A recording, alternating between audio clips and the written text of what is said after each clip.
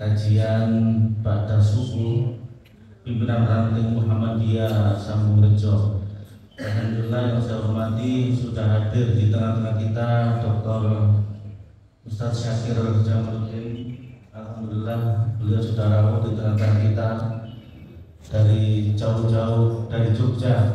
Kebetulan beliau ada acara di Surabaya. Alhamdulillah bisa membersamai sekalian di pimpinan ranting Muhammadiyah Sambung Rejo pagi hari ini. Assalamualaikum warahmatullahi wabarakatuh.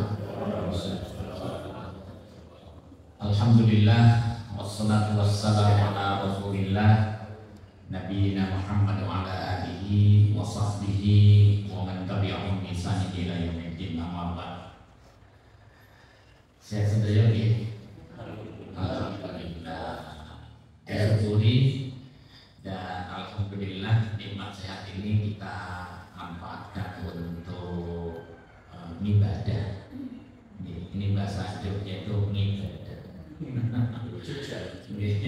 Tapi kalau Solo beda lagi. Ya, saya bersyukur kepada Allah dan berterima kasih pada Ustaz Maudil.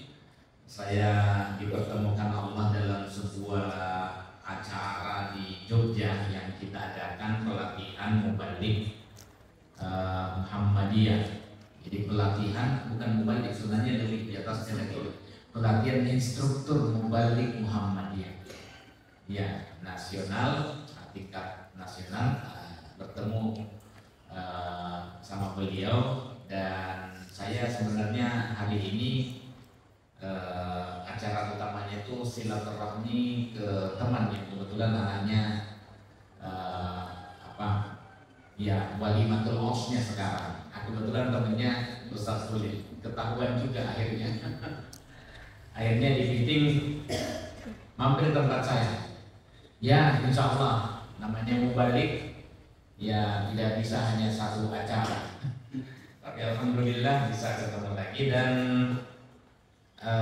hari ini kita akan bahas tentang sudah benarkah sholat kita. Nah, kita akan kaji bagaimana Muhammadiyah dalam putusan dan fatwa tarjihnya menghadapi hadis-hadis yang diperselisihkan khususnya dalam masalah sholat. Ya, kebetulan saya punya buku yang tadi dijelaskan, metode kritik hadis mukhtalafun fi tarjih Muhammadiyah. Di hadis-hadis mukhtalafun fi itu hadis yang diperselisihkan sanad dan matanya. Kalau hadis mukhtalif itu yang diperselisihkan matanya saja, tapi tentu setelah sama-sama secara sanad aman, ya makbul, diterima, sama-sama sahih, sama-sama hasan, tapi kok matanya kok agak-agak berselisih, bertentangan. Nah, itu hadis mukhtalif. Tapi kalau mukhtalaf itu yang diperselisihkan sanad dan matanya. Jadi selesaikan dulu sanadnya, karena kadang-kadang berselisihnya matan itu karena sanadnya belum selesai, ya kesimpulannya itu. Nah, Bapak Ibu, satu hal yang saya mau sorot ini kebetulan dari disertasi saya. Rada abot jajane. Tapi saya mau mengkomunikasikan dengan bahasa sederhana. Saya datang ke sini sebelum subuh. Kalau di sini azannya, Ustaz, azannya berapa kali? Subuhnya satu kali ya. Azan subuhnya, iya, sama satu kali juga. Rata-rata satu kali. Iya. Tapi tahukah kita di putusan tarjih Muhammadiyah mengenai azan subuh itu disebutkan di sana masyru' 2 kali. Ada azan awal dan ada azan sani, azan kedua. Azan kedua itu pas mancing, bahasanya sama. Pas masuk waktu subuh, ya. Di sana keputusannya Muktamar Tarjih Muhammadiyah tahun 89 di Malang, bahwa azan awal dan azan sani pada waktu subuh disyariatkan, masyru'. Yang kedua, bacaan tasbih disyariatkan pada azan pertama. Bacaan tasbih itu apa? As-salatu khairum minan naum. Jawabannya sodaqta wa barota, itu tidak ada hadisnya. Tidak ada hadisnya. Hadis palsunya juga enggak ada. Dicari sodaqta wa barota, lanjutannya wa inna ala dzalika minasyahidin. Itu apa lagi? Tidak ada. Ya, sodaqta wa barota saja atau wa barota tidak ada hadisnya. Ya. Tapi itu yang diajarkan kita pada saat kita masih kecil, ya kan, di buku-buku yang kita dapatkan. Tapi sejak saya menyusun buku sholat yang judulnya itu Sholat Sesuai Tuntunan Nabi Sallallahu Alaihi Wasallam, mengupas kontroversi hadis sekitar sholat. Cuma saya habis itu. Sekarang sebenarnya sudah masuk cetakan ke-19, ya, dan itu yang paling banyak dicari orang, ya, dibanding daripada buku-buku yang lain. Ya, baik. Jadi di situ saya katakan bahwa jawaban as-salatu khairum minan naum dengan sodaqta wa barota tidak ada landasannya, tidak ada hadisnya sama sekali. Nah, jadi hati-hati. Walaupun artinya bagus, ya, sama dengan sujud sahwi itu. Sujud sahwi itu sunnah. Bacaan sujud sahwinya apa? Ya, subhana man la yanahu wa la yasbu. Maha suci zat yang tidak pernah tidur dan tidak pernah lupa. Itu enggak ada hadisnya.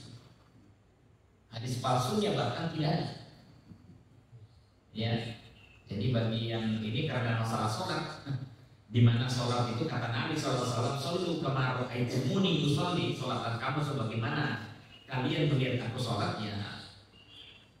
ya harus ada dasar hadisnya, dan hadisnya harus makbul, sahih atau hasan. Beda pendapat tidak ada masalah. Beda pendapatan aja boleh. Beda pendapat tidak ada masalah. Ya, yang penting ada dasarnya. Ini masalah ibadah.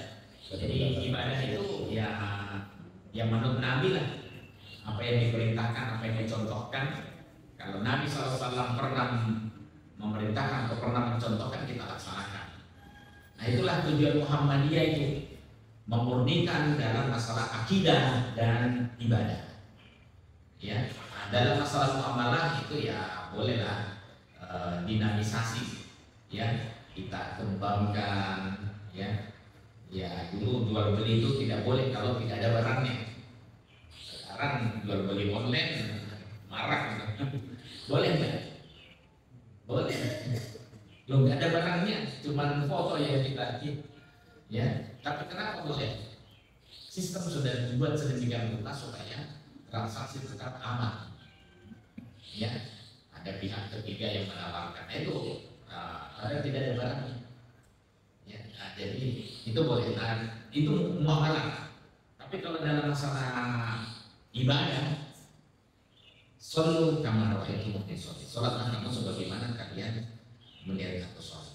Kemudian ulama memagari hadis Nabi SAW ini dengan membuat kaidah al-aslu fil ibadat al-butlan, hukum asal dari ibadah batal.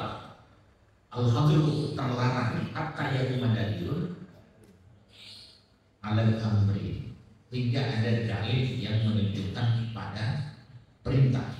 Tidak ada perintah, tidak ada contoh, tidak ada tuntunan, jangan sekali-kali membuat kreasi baru dalam masalah ibadah.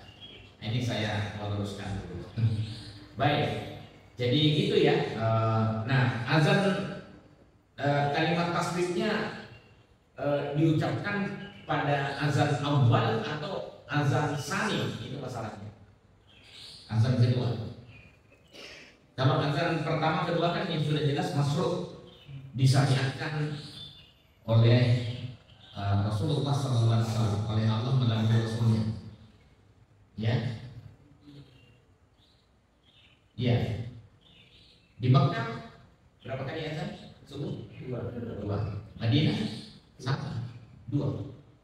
Muhammadiyah? Dua. Di sini? Di Jogja juga satu. Nah, kecuali masjid gede ada 1-2 masjid lah. Iya. Iya, ada 1-2 masjid. Jadi ya memang begitu. Ya, memang begitu. Jadi, ya mari kita menghidupkan sunnah, ihya sunnah, yang menghidupkan sunnah. Sing asam sopo Pak? Cek tubuh ya. Itu masalah Anda, bukan masalah saya. Ya. Kalau kita lihat kan kata Nabi SAW, ya, dia mengatakan apabila Bilal azan maka teruslah makan azan pertama. Ya, apabila Ibn Ummi Maktum yang azan maka berhentilah makan, sahur itu sahur. Ya, berarti kan azannya 2 kali. Nah, cuman di mana letak as-salatu khairun minan naum itu? Nah, ini Muhammadiyah juga apa ya, beda-beda putusannya. Di Mekah yang kedua. Di Mekah yang kedua sama dengan putusan tarjih HPT 1. Ya, putusan tarjih HPT 1 itu himpunan putusan tarjih yang pertama itu menyinggung hadis Abu Mahdurah, fa in kana sholatus subhi qulta as-sholatu khairum minan naum, as-sholatu khairum minan naum, Allahu akbar, Allahu akbar, la ilaha illallah. Halaman 116 dan 124. Jadi sama ya. Nah, cuman masalahnya muncul putusan berikutnya dan itu berkali-kali. Ya, tadi tahun 1956 di Palembang itu keputusannya masuk di HPT 1. Terus dikaji lagi, ya, pada Muktamar 1980 di Klaten, tapi belum diperoleh kesepakatan, masih berdebat panjang. Nah, kemudian dibahas kembali dalam Muktamar Tarjih Muhammadiyah tanggal 9 di Malang. Muncul keputusan itu bahwa azan pertama dan azan kedua itu masyru'. Nah, bacaan tasbih disyariatkan pada azan pertama, berbeda dengan yang HPT. Itulah yang menyebabkan bertengkar beberapa masjid Muhammadiyah. Akhirnya udah daripada bertengkar satu aja. Itu juga salah tarjih. Ya, jadi di Pekalongan ya, di Pekajangan itu yang salah satu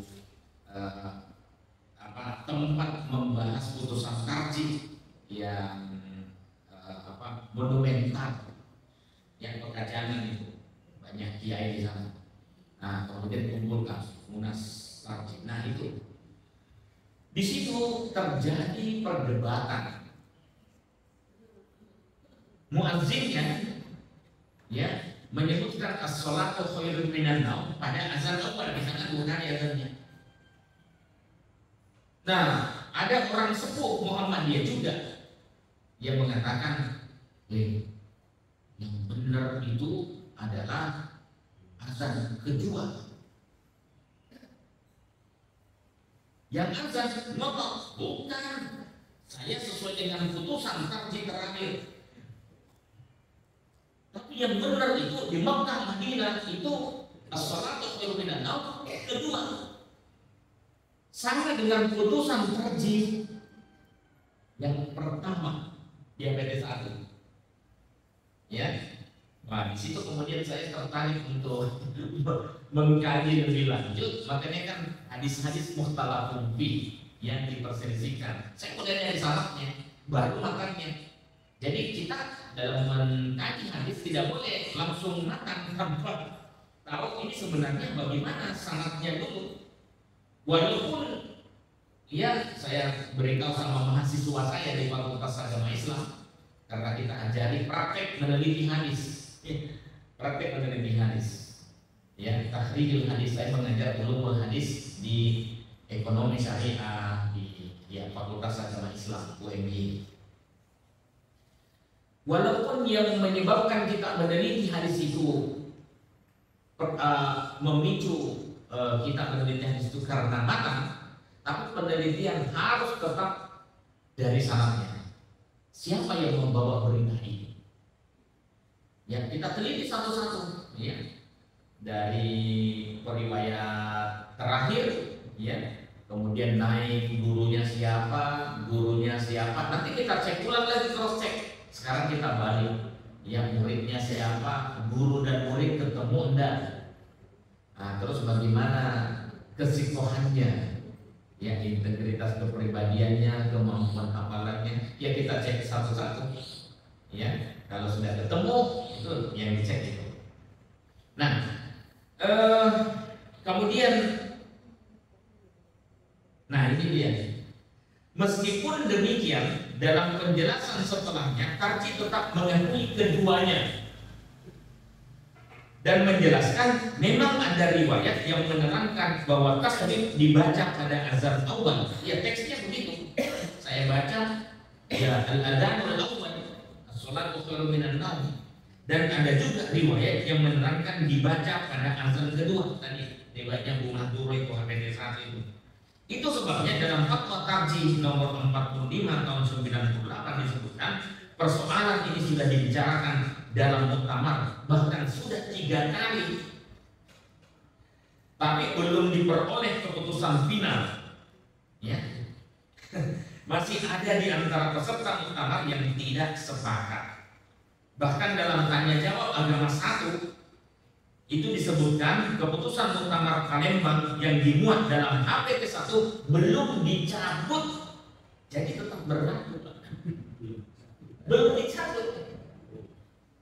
Jadi tanakuk dia boleh azan pas masuk waktu subuh, boleh di ini, tapi kalau tidak mau bertengkar dalam satu tempat banyak, azannya 1 kali aja, mungkin juga. Ya, itulah dinamikanya, ya. Nah, belum dicabut dalam tanya jawab agama 4 halaman 53, belum dihapus sehingga masih berlaku. Nah, disitulah kemudian warga Muhammadiyah jadi kicau jadi ya, saya akhirnya meneliti. Nah, itu kalau HPT ada 1, kemudian HPT ada 3. Iya, langsung 3. 2-nya belum dicetak, tapi langsung 3. Kenapa? Karena keputusan Klaten, Palembang dan Malang, termasuk yang ini yang Malang, yang tasbih itu as-sholatu khairum minan naum, ada pada HPT yang di Malang itu, ya, PDM Malang itu ada di situ. Dan di situ disebutkan as-sholatu khairum minan naum, disebutkan pada fil adadil awal minas subh, as-sholatu khairum minan naum, dari hadis riwayat An-Nasai dari Abu Mahdur. As-sholatu khairum minan naum, as-sholatu khairum minan naum fil adadil awal, ya, minas subhi, waktu subuh. Azan awal gimana? Nanti yang bertanya. Ya, ada lagi ya, kalimat yang serupa dengan itu fi adzanil fajril awal, pada azan subuh. Fajar itu kan subuhnya, al awal yang pertama. Nah, disitulah membingungkan. Kemudian disebut Ibn Hazm isnaduhu sahih. Saya teliti Pak hadisnya. Hadis-hadis yang punya kalimat al-adzanul awal itu ternyata sahih. Dan baiknya ya rodok parah. Makanya saya bilang, ya nggak usah lagi cetak, sorry ya. Sorry ya. Ya. Ya karena hadisnya doa. Nah, ini yang dijadikan putusan. Ya. Ya ini maaf, tidak apa-apa kok. Ini kajian kita kan, internal kita. Ya. Nah, terus bagaimana baiknya? Nah, itu saya lihat sejarah, saya teliti si panjang lebar di sini. Ya, sejarah munculnya hadis ini dan kenapa kemudian terjadi perdebatan. Apalagi kalau kita mendengar hadis ini Sahih Bukhari ya. Kalau mendengar azannya Bilal maka teruslah makan. Kalau sudah mendengar azannya Ibnu Ummi Maktum, oh berarti azannya Bilal ini padahal sejarahnya azan as-sholatu khairun minan naum dari mana munculnya? Bilal. Ketika Nabi sallallahu alaihi wasallam dibangunkan oleh Bilal, as-sholah belum. Tapi Nabi sallallahu alaihi wasallam dengar. Karena Nabi sudah bilang, ya walaupun mata saya merem, saya bisa mendengarkan sekeliling saya. Walaupun saya sholat menghadap ke kiblat, saya bisa mengetahui apa yang terjadi di belakang. Itu Nabi SAW bilang begitu, jadi beda gitu. Ya, dia dengar. Setelah itu bilang begini, as-sholatu khairun minan naum. Nabi SAW bilang, ucapanmu tadi jadikan bagian dari azan kamu. Ya, oh, jadikan bagian dari azan kamu. Sementara di hadis Bukhari tadi itu azannya bilang di apa? Nah makanya saya tidak bisa menyalahkan orang memahami ini secara berbeda. Ya wajar lah. Ya, tapi saya cek sanadnya al-adhanul awal itu ternyata hadisnya bermasalah secara sanad sehingga saya tidak lanjut untuk dijadikan sebagai hujjah. Panjang penjelasan saya, makanya saya bawa bukunya, nanti penjelasannya gimana ya dibaca sendiri aja. Ya, karena kalau dikaji nanti membosankan juga sih. Capek juga kalau kaji-kaji. Apa tuh saya pernah mengisi begini. Sopo saya sebutkan nama-nama periwayat hadisnya. Ya, orang ngerti ya. Ya sudah. Tapi intinya begitu. Nah, kemudian azan Bilal tadi itu ternyata dalam sejarah dulu azan itu cuma satu kali. Semua azan termasuk subuh. Jumat dulu azannya satu kali. Pada masa Rasulullah SAW satu kali. Masa Abu Bakar satu kali. Sampai dengan subuh itu satu kali juga. Masa Umar bin Khattab satu kali juga. Nah, masuk masa Utsman bin Affan, umat Islam tambah banyak. Sebagian mereka itu pada sibuk di pasar. Itu sejarahnya. Nah, di pertengahan kekhalifahan Utsman agak panjang dia punya masa jabatan. Di sana dia kumpulin sahabat. Saya kok menginginkan ada orang yang azan di pasar, tempat tinggi di pasar. Untuk apa? Supaya mereka meninggalkan perniagaannya, datang ke masjid karena khutbah itu penting. Walaupun keabsahan seseorang untuk sholat Jumat itu 2 rakaatnya, orang tidak ikut khutbah, tidak ada masalah. Yang penting ikut sholat Jumatnya. Ya memang ada hadis yang mengatakan khutbah itu pengganti 2 rakaat. Ya, tapi itu hadisnya maqtu', ingat ya, ada sampai pada tabi'in. Nah, ya, tidak bisa dijadikan hujjah. Ya, itu dalam riwayat dalam kitabnya Syafi'i itu, ya, Imam Syafi'i. Jadi itu. Nah, jadi apa? Sejarah awal azan itu azan 2 kali pada Jumatan itu di masjid dan itu disepakati. Apakah itu bid'ah? sekedar memanggil mereka untuk segera meninggalkan tempat dagangannya, berangkat ke masjid Jumatan. Karena Jumatan ini penting, pesan-pesannya itu hanya minggu itu. Ya, sekarang kan banyak ya pengajian-pengajian, ya, termasuk di tempat saya. Ya, mungkin Ustaz Kulit pernah cerita ya, Allah, saya punya pengajian namanya Kopi Ngaji. Pada saat Covid saya adakan pengajian. Karena apa? Pengajian di Muhammadiyah mandek gara-gara Covid. Kita punya pengajian sejak 1956. Pimpinan cabang Muhammadiyah Gamping Sleman mati Pak gara-gara Covid. Jadi bukan hanya orang yang dibuat mati, ekonomi juga dibuat mati, pengajian juga mati. Sholat jamaah, jangankan pengajian, sholat jamaah saja waktu itu tidak boleh. Di sini tetap berjalan.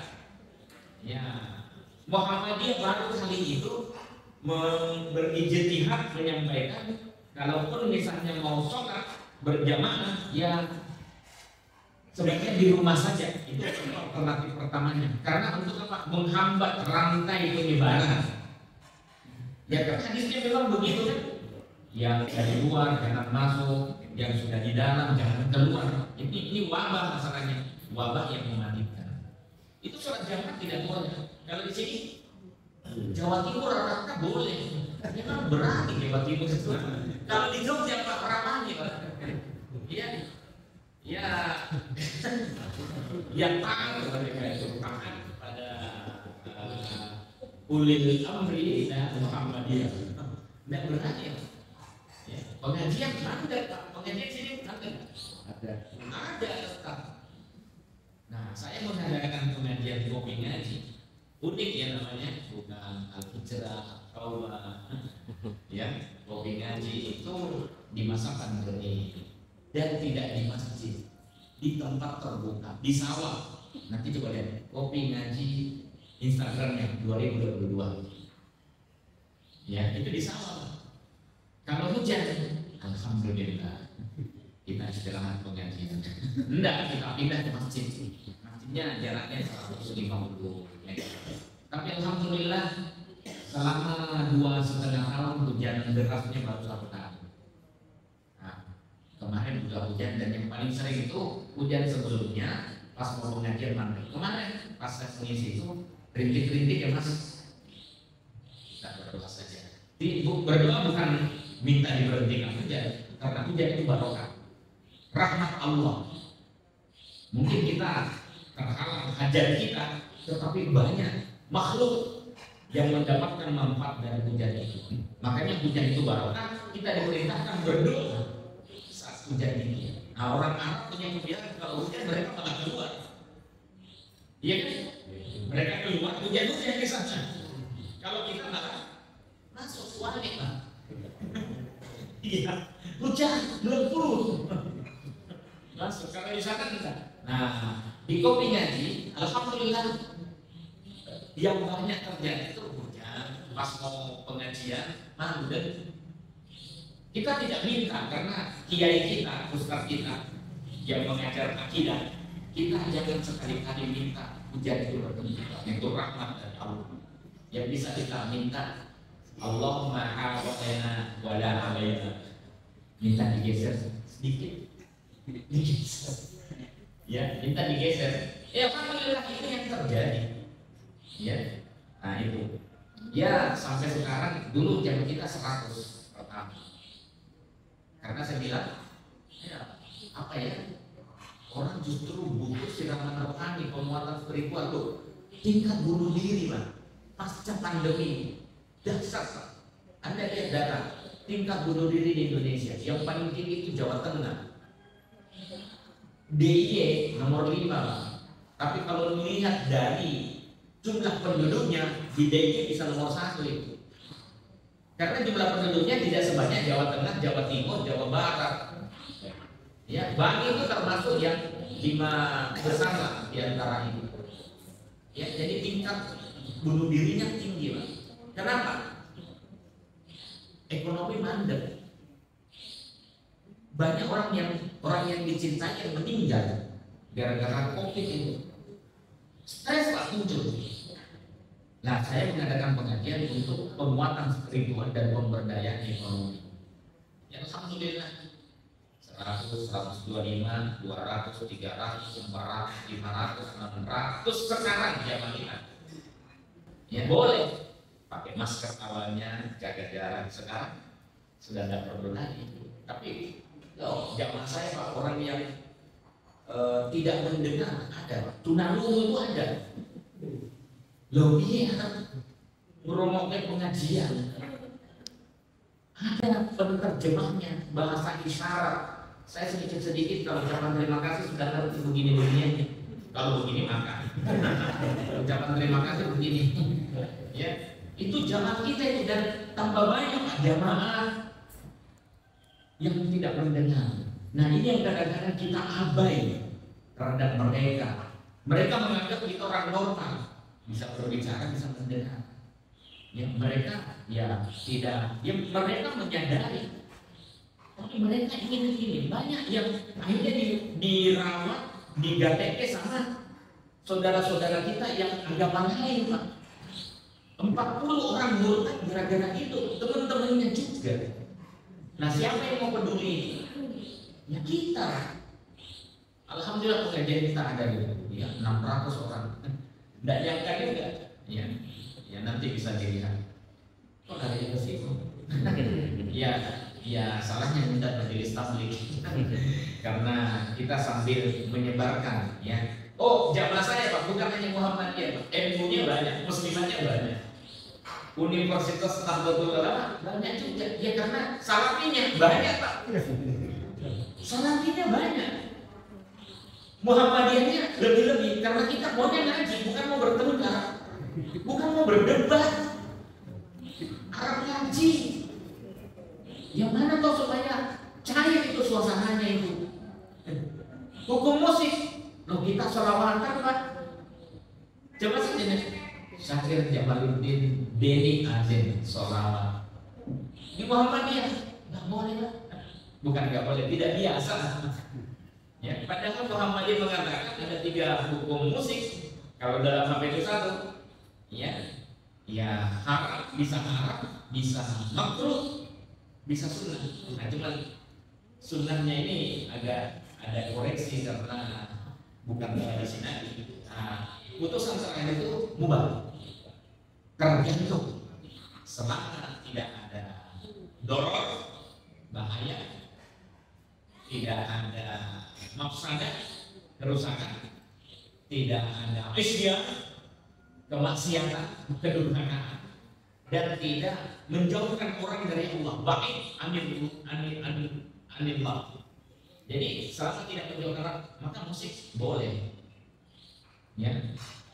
Nah, itu kira-kira ya. Nah, makanya saya selamatkan di tempat saya. Tidak apa-apa. Nah, tidak apa-apa di sawah kok. Lir. Nah, itu kan ada selawatnya juga. Ya. Jadi kita praktekkan. Nah, kita damai di sana. Nah, orang satu lagi informasinya. Orang yang tidak mendengar ini, saya tanya, kenapa kok suka ngaji di sini? Ya, suasananya di sawah itu. Nggak ada pengajian di sawah. Di Jogja nggak ada, di sini ada. Warung kopi. Nah, kopi ngaji itu bahasa saya Pak. Ya, Sulawesi. Kok mana? Ada orang Sulawesi, orang Papua, kopi mana? Artinya apa? Kau pergi ke mana? Kopi sini. Kopi mana? Bukan dia minta kopi. Jangan dikasih kopi, dia tambah seneng gitu. Saya cuma tanya kopi mana, pada dikasih kopi. Tapi kalau mana kopi, dia minta kopi. Kopi mana ditanya, kau pergi ke mana? Suntuk, kopi ngaji. Kau pergi ngaji. Jangan suntuk bunuh diri. Iya. Mau cari tahu tentang Islam, kopi ngaji. Nah, makanya iya, tak boleh. Pengajian kita siapkan kopi Pak. Enggak menyinggung siapa-siapa aja Pak. Ini juga masuk. Di tempat saya juga ada begini Pak. Stop.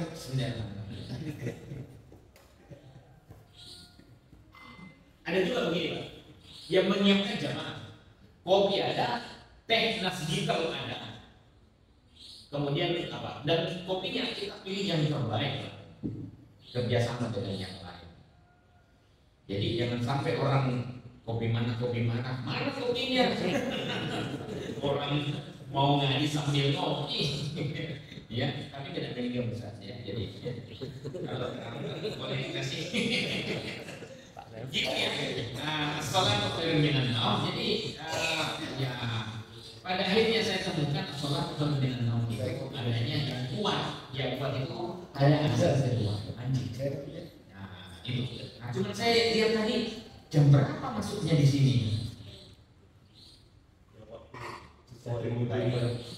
Sesuai yang diumumkan oleh yang lama. Di sini saya lihat tadi masuknya jam 4.21. Iya, yang lama. Padahal Muhammadiyah sudah memutuskan mundur 8 menit.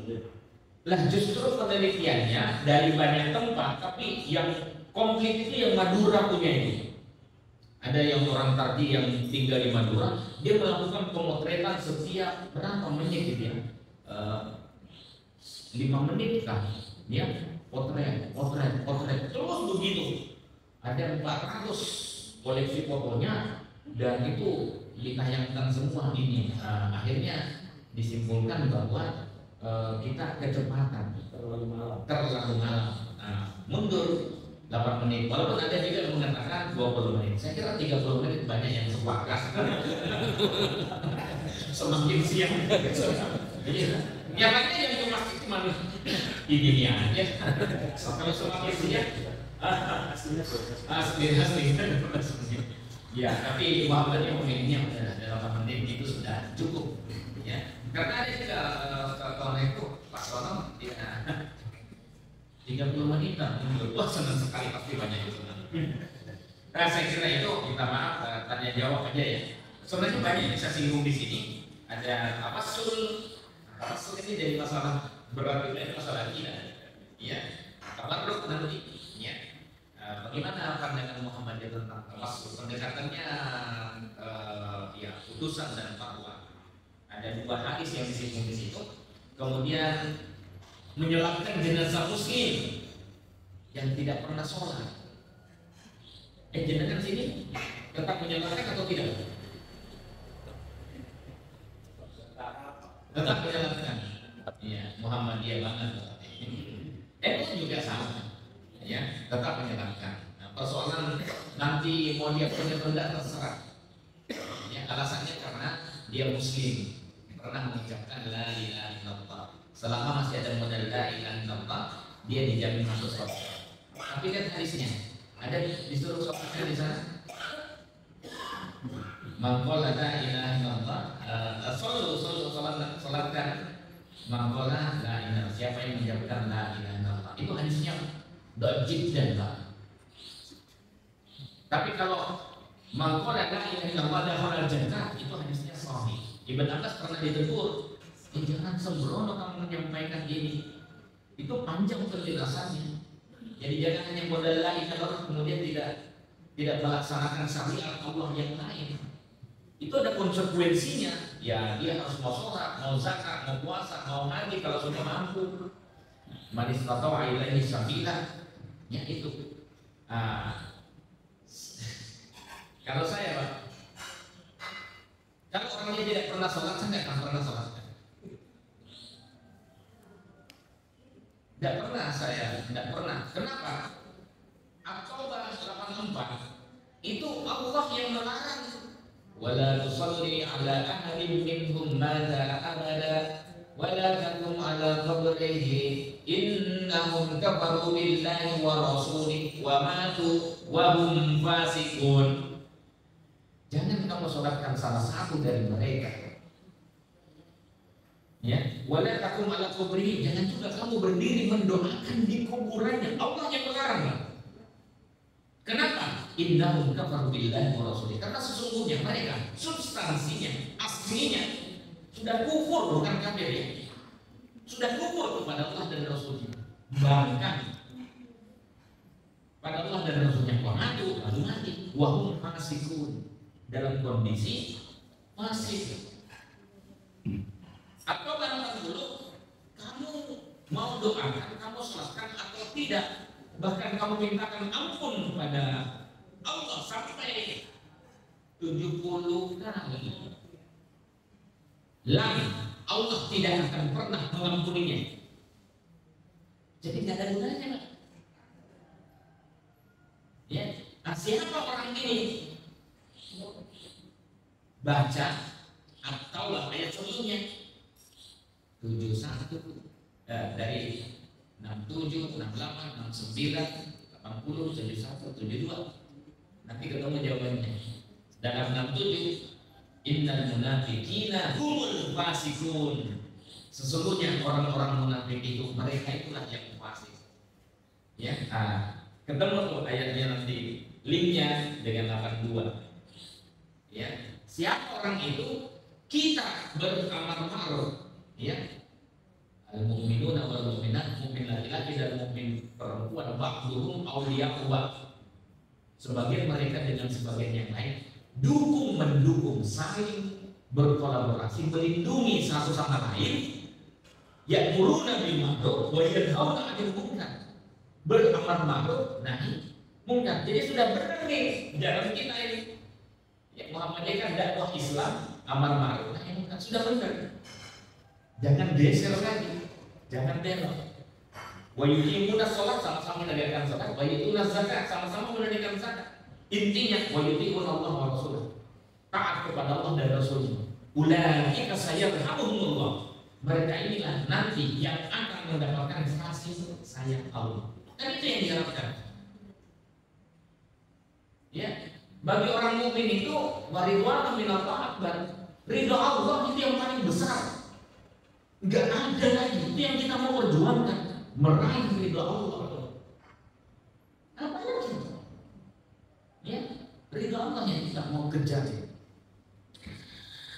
Ya, ridho Allah yang nanti wujudnya surga, jannatun tajri min tahtiha al-anhar. Surga. Ya. Itulah al-fawzul azim, itulah kemenangan yang besar. Jadi maaf, kalau dalam Quran itu kemenangan yang besar al-fawz selalu diwujudkan surga. Jadi nanti Pak, bukan sekarang. Di dunia kita hanya berjuang, Pak.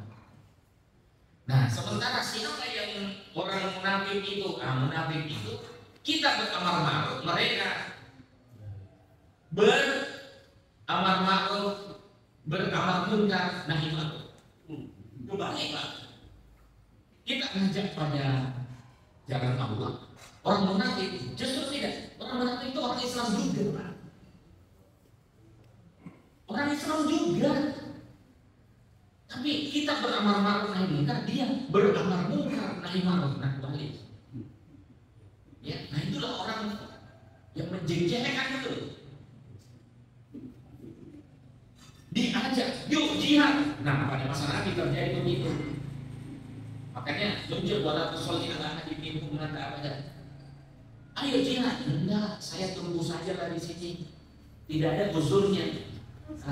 Kemudian setelah itu menjengkelkan, disuruh mungkin ternyata tidak. Ya sudah, orang ini kalau mati besok nggak usah disolatkan. Allah yang larang. Ya, perpanjang penjelasannya.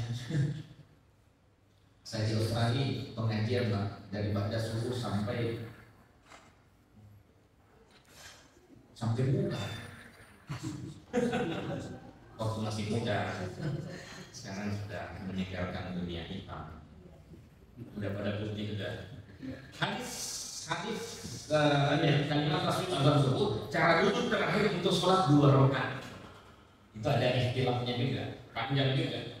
Kunut subuh, kunut witir, takbiran hari raya. Pada saat kunut witir, Pak, saya temukan, tapi saya tidak sengaja. Saya temukan doa setelah sholat tarawih witir yang mulai. Doanya apa? Zikirnya apa? Bukan, itu kan yang turutnya. Yang doa zikir setelah sholat witir. Subhanal Malikil Quddus 3 kali ya. Nah, itu hadisnya sahih. Nasai Abu Dawud. Ya, hadisnya sahih. Lanjutannya apa? Rabbul malaikati warruh. Bukan Rabbuna wa Rabbul malaikati warruh, itu tidak ada hadisnya. Rabbul malaikati warruh. Nah, itu Bapak Ibu, ini penelitian saya. Ziyadah itu tambahan itu hadisnya dhaif jiddan. Ada dalam HPD. Saya sudah kasih tahu. Hasil terbaca begini As-Subuhul Quddus, ada Rabbuna wa Rabbul malaikati warruh, itu tidak ada hadisnya. Kalau Subuhul Quddus, Rabbul malaikati warruh, itu ada hadisnya. Doa ruku dan doa sujud sahih. Ya, tapi kalau misalnya Subuhul Quddus, Rabbuna wa Rabbul malaikati warruh sebagai doa setelah atau zikir setelah witir, itu hadisnya tidak ada. Jadi banyak yang tidak ada, tapi ada gitu. Nah, itu urusannya jenengan. Ya, saya mau kasih tahu saja. Nah, jadi itu ya hasil penelitian. Jadi saya sekarang hanya Subhanallah Malikil Quddus 3 kali. Saya tidak tambah Rabbil Malaikati Warruh. Cuma ini memang belum diputuskan oleh nanti yang membuat ya, karena itu hasil penelitian. Baik, yang takbir hari raya 2 kali atau 3 kali? 2. Ya 2. Saya temukan Muhammadiyah pas ditanya begitu lebih afdal mana 2 kali atau 3 kali? Lebih utama mana? 2 kali atau 3 kali takbir? Muhammadiyah selalu menyodorkan menurut keputusan tarjih ini yang 2 kali. Sandarkan kepada Ibn Mas'ud. Ya, dalam penelitian saya Muhammadiyah tidak pernah menyalahkan yang 3 kali. Tidak pernah. Tidak pernah menyalahkan yang 3 kali. Nah, sehingga saja ada peluang ini.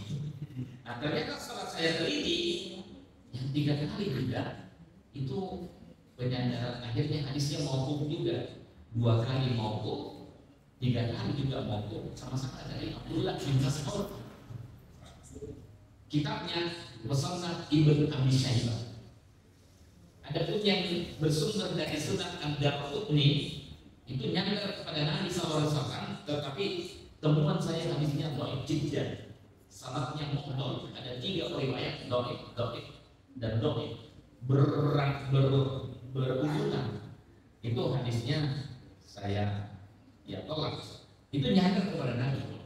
Nah, tapi masalahnya 3 riwayat itu dhaif jiddan, jadi saya tidak pakai.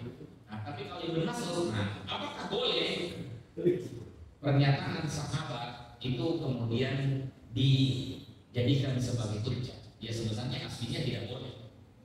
Ya, hadis mauquf la yuhtajjubi, aslinya tidak boleh, tidak bisa dijadikan hujjah. Tetapi ada kaidah satu, kullu sahabat ulul, semua sahabat itu adil. Ini hadisnya sahih, Pak. Yang 3 kali sahih, yang 2 kali hasan, tapi sama-sama makbul. Makanya saya 2 kali masuk, 3 kali masuk. Kalau pemimpinnya bilang 3 kali, ya saya 3 kali. Yang 2 kali, ya saya 2 kali juga. Toh, kabirullah, Allah Akbar mirara. Agungkan Allah Akbar berulang-ulang. Yang 2 kali kan tidak 1 kali aja. Yang 3 kali juga tidak 1 kali. Udah, yang penting takbirnya berulang-ulang. Nah, kalau Idul Adha kemarin mulainya sejak 9 Zulhijjah. 9 Zulhijjahnya mana? Nah, itu nanti aja lagi. Nah, itu kira-kira ya sekedar saya mau sampaikan, mari kita mengaktifkan kajian-kajian tarjih supaya kita tahu hidup persoalannya dan tidak mudah menyalahkan orang lain. Muhammadiyah dengan menggunakan hadisnya Abu Umayyah As-Sa'idi. Di situ dijelaskan ya, apabila beliau duduk wa idza jalasa fi rak'atain, pada rakaat kedua jalasa ala rijlihi yusra, beliau duduk di kakinya yang kiri. Ya, jadi gini. Nah, wa idza jalasa fi rak'atil akhirah. Namun ketika beliau duduk pada rakaat terakhir, redaksi itu tidak ada hadis yang mengatakan fi rak'atil arba'ah. Semuanya fi rak'atil akhirah atau fi rak'atil akhirah. Pemahamannya sebelum salah. Iya. Nah, karena rakaat terakhir penenangannya tidak ada arba'ah. Walaupun kasus itu memang dia sedang duduk pada rakaat keempat, tapi penenangan kalimatnya fi rak'atil akhirah. Qaddama rijlahu yusra, beliau ajukan kaki kiri yang tadinya didudukin, wa qa'ada ala maq'adatihi, lalu duduk di tempat duduknya. Nah, Muhammadiyah mengatakan bahwa itu adalah sinyal redaksi yang jelas. Rakaat kedua kalau itu terakhir, rakaat ketiga kalau itu terakhir, rakaat keempat kalau itu terakhir, maka duduknya mutawarrikan. Teks hadisnya saya pelajari, saya kumpulkan, ya, mutawarrikan. Dalam Sunan An-Nasa'i di situ malah dijelaskan wa idza jalasa fi rak'ataini allataini tanqadi fihi as-shalah. Apabila beliau berada pada rakaat kedua di mana dia akan menyelesaikan sholatnya, beliau duduk mutawarrikan. Tawarruk. Kalau dalam redaksi Ibn Hibban, khatimatis shalah, apabila beliau duduk pada penutup sholat, maka duduknya mutawarrikan, tawarruk. Ya. Nah, terus kalau pertengahan, nah ini kecerdasannya Imam Syafi'i. Yang dulu sebenarnya kita sudah menganut itu. Kalau pertengahan, kalau duduk pertengahan itu adalah duduknya ittiros.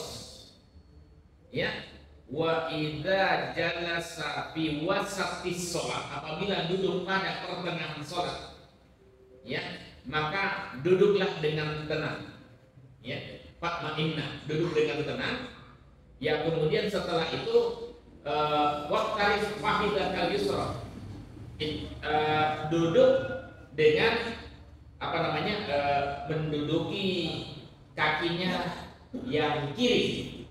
Ya, nah, kemudian setelah itu summa tasyahhad, kemudian bertasyahhud. Itu artinya apa? Apabila duduk pada pertengahan sholat, duduknya ittiros.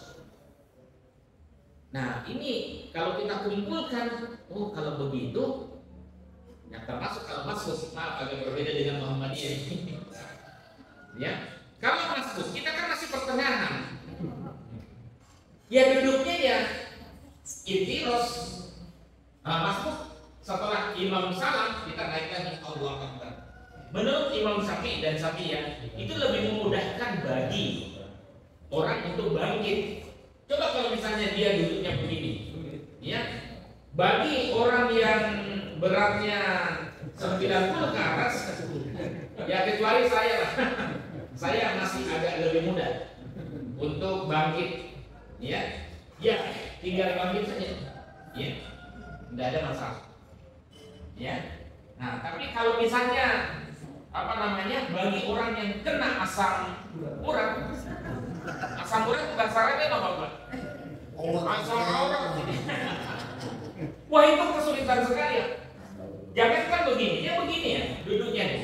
Kegemukan 130 kilo. Ya orangnya. Berapa beratnya? Dia begini Pak. Jadi kayak duduk sila gitu. Ya tahu Pak? Kayak duduk sila. Itu yang terjadi pada Abdullah bin Umar. Tahu? Nah, itu dalam buku sholat saya yang agak rinci sebenarnya. Saya yang habis. Abdullah bin Umar itu munculnya hadis itu minas sunnah atau min sunnatis sholat. Bagian dari sunnah sholat itu adalah kamu kalau duduknya ittiros. Nah, ini dipotong, dijadikan sebagai landasan. Tuh, kalau duduk iftiros termasuk itu 2 rakaat. Padahal potongan hadis ini itu ada cerita sebelumnya. Abdullah bin Umar, anaknya Ibnu Umar yang kita kenal Ibnu Umar, itu sholat bersama anaknya, berarti cucunya Umar. Nah, sebagai anak dia menjadi peniru apa yang dilakukan oleh bapaknya. Bapaknya itu gemuk besar. Nanti akan ketemu ceritanya begini. Dulu Ibnu Umar itu kalau sholat lutut dulu, Allahu Akbar, baru tangan, baru begini.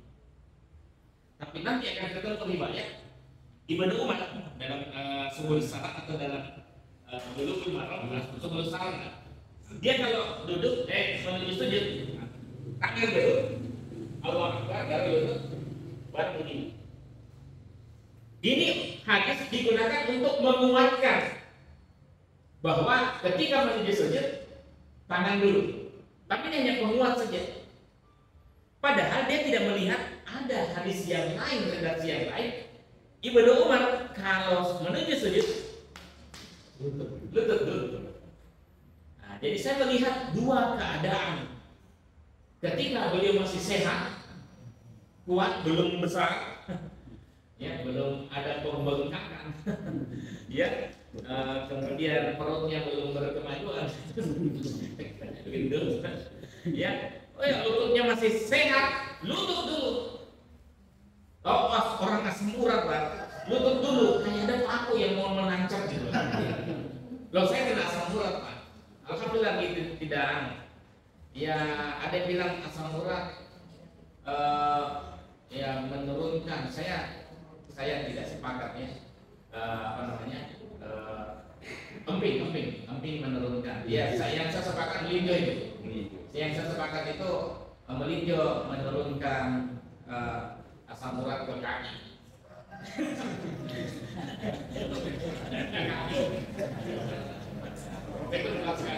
Nah, orang yang asam urat ada, sehingga tekanan itu.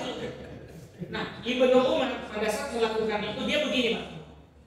Ketika dia sudah punya gini, Allahu Akbar, setelah itu gini, pada saat duduk begini, ya tarobba, dia duduk sila. Coba nanti baca Bukhari, baca Muwatta Imam Malik. Karena mampunya begitu. Iya. Nah, kemudian apa yang terjadi? Anaknya Ibnu Umar, cucunya Umar, yang bernama Abdullah bin Umar, ngikuti cara duduk bapaknya. Gini juga dia. Setelah salam, Ibnu Umar negur anaknya itu. Min sunnatis sholat, termasuk sunnah sholat. Kalau duduknya iftiros, tidak bersila. Apa yang katanya anaknya ini? Dia hanya melihat bapaknya. La inna kata alunari. Sesungguhnya, lah Anda duduknya begitu. Ya saya cuma ngikut. Apa katanya? Inna rijalaya la tahmilani. Sesungguhnya kakiku tidak mampu menopang tubuhku, sehingga begini duduknya. Anda jangan ikut-ikut. Gitu maksudnya. Tapi sayang, cerita ini dipotong, hanya dikatakan, nah, namanya duduk sholat itu iftiros. Makanya ada pendapat nanti Abu Hanifah itu dia iftiros untuk semua sholat berdasarkan dalil ini. Makanya saya katakan Imam Syafi'i di sini cerdasnya, lebih cenderung orang menggolongkan sebagai fuqaha dibanding daripada muhaddis. Padahal dia juga ahli hadis. Cuman itulah cerdasnya mengumpulkan semua hadis terus jadi pendapat fikih. Ya gitu Pak ya. Jadi ceritanya agak panjang. Minta maaf mungkin itu dulu ya. Kapan-kapan lah karena bosannya pas ada waktu lagi. Ya tapi ya. Mohon maaf, satu lagi ya. Tentang Nabi tidak mensolatkan. itu kan begini. Kalau jenazah itu masih punya hutang, itu Nabi tidak mau mensolatkan. Tapi faktanya orang lain yang mensolatkan. Artinya hanya Nabi aja yang tidak mensolatkan. Maka apa? Bisa kita tarik dalil itu bahwa orang yang nggak pernah sholat, tapi dia beriman, dia Islam, maka Nabi nggak mensolatkan, tapi orang lain mensolatkan. Ya, kalau mungkin sekarang kiainya, imamnya nggak mensolatkan, orang awam mensolatkan. Bagaimana, Ustaz? Betul, itu juga yang dijadikan. Karena sebagian redaksi itu di sini saya sebutkan sih beberapa orang yang tidak disolatkan oleh Nabi SAW, tapi Nabi bilang sallu ala sahibikum, solatkan temanmu itu. Kebetulan tidak ada sahabat yang meninggalkan sholat, itu aja. Jadi meninggalkan sholat atau tidak itu adalah pengembangan. Tapi ada dasarnya. Ya, orang-orang mukmin itu harusnya beramar ma'ruf nahi munkar wa yuqimunas shalah, menegakkan sholat. Nah, orang-orang orang munafik itu bertentangan jalan, bersimpangan jalan, berhadapan-hadapan. Mereka itu ya'muruna bil munkar wa yanhauna 'anil ma'ruf.